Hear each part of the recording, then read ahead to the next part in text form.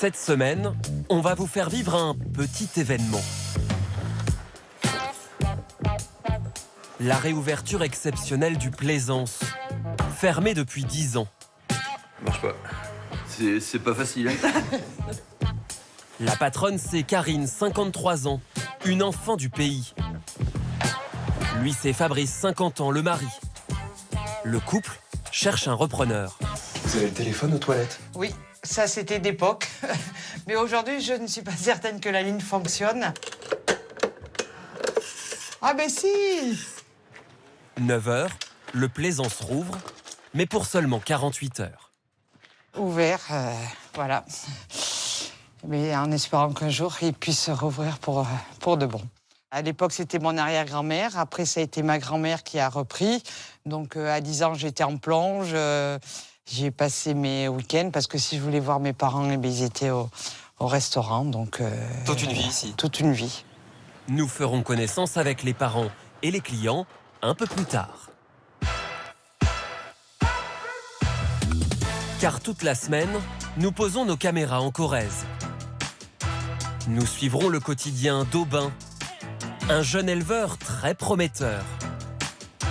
Vous découvrirez aussi Julie l'instit, dans une toute petite école. Stéphane, sauveur d'une corderie traditionnelle.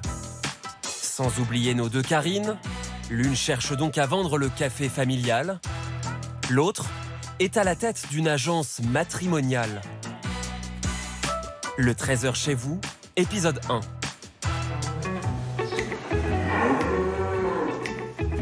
À une bonne heure du restaurant de Karine, voici la ferme de la famille d'Aubin, le Benjamin de ce feuilleton.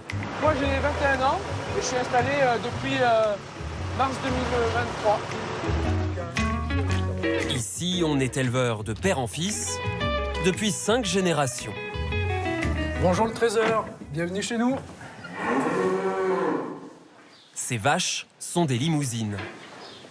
Dans cette partie de l'étable, les futures reproductrices. Chez nous on appelle ça des génisses, donc elles ont 1 an. Donc c'est des génisses de renouvellement qu'on garde pour renouveler notre troupeau.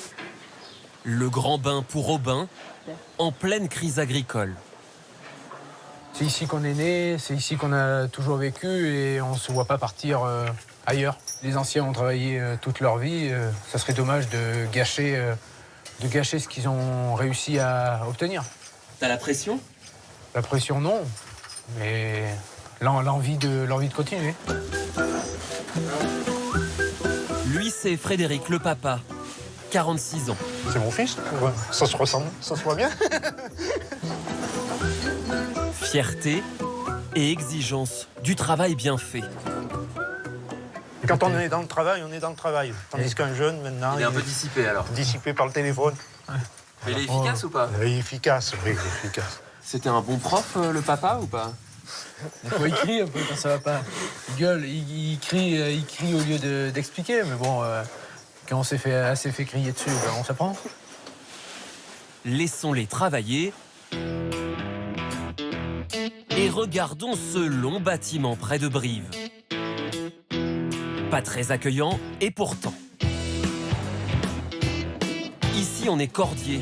On fabrique donc des cordes depuis 1908.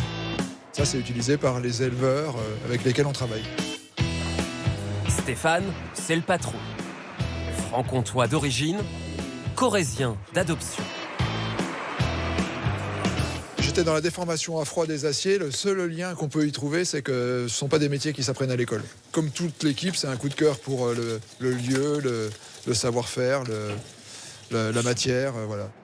En 2018, Stéphane a investi toutes ses économies pour tenter de sauver la corderie. Il a 2 amours, sa femme et la corderie. 6 ans plus tard, l'entreprise va mieux. On a perdu de l'argent, on en a perdu même beaucoup. Et aujourd'hui, grâce à nos clients, grâce à l'équipe qui s'est construite, on est en train de se sauver. En fait, moi, ce qui me motive tous les jours, c'est de me dire que on va peut-être réussir à faire passer cette corderie sur une génération supplémentaire. Et ça, je pense que ça serait un vrai succès, ouais. Ainsi s'achève ce premier épisode. Demain, nous prendrons l'apéro avec Karine et ses clients. Regardez, il a les larmes. C'est normal parce que c'est normal. Mais oui. Nous retrouverons aussi Aubin, le jeune éleveur. C'est la dernière fois que je les vois là maintenant. Enfin, nous irons prendre un cours de danse limousine à l'école.